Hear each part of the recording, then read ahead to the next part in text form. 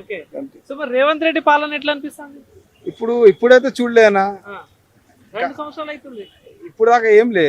ఆ, ఇప్పుడు ఆటో వాళ్ళకి 15,000 ఇస్తారన్నారు. 12,000. అవును, అవును, 12,000. నిజంగా అవును. ఆటోలో 12,000 సంగతి ఏంది?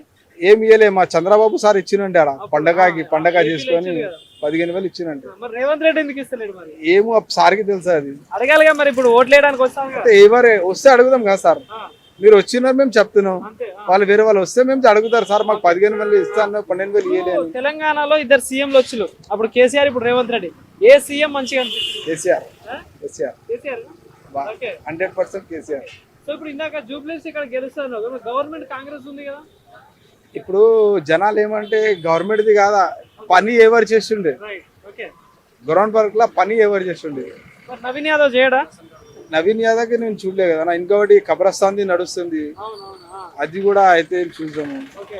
ఇస్తా అంటున్నారు, అక్కడ ఇచ్చామంటున్నారు, తింటాను ఓకే. ఏం మొత్తం లేదు అది. ఓకే. సో ఫైనల్ గా ఈ 3 పార్టీల మధ్యలో పోటీ ఎవరెవరి మధ్యలో ఉంటది? బీఆర్ఎస్ కాంగ్రెస్ లా ఇద్దర్లా పోటీ నడుస్తుంది. బీజేపీ. బీజేపీ అంతే లేదన్న ఇక్కడ జూబ్లీస్ లా. ఓకే. బీఆర్ఎస్ కాంగ్రెస్ నుంచి పోటీ నడుస్తుంది. ఛాన్సెస్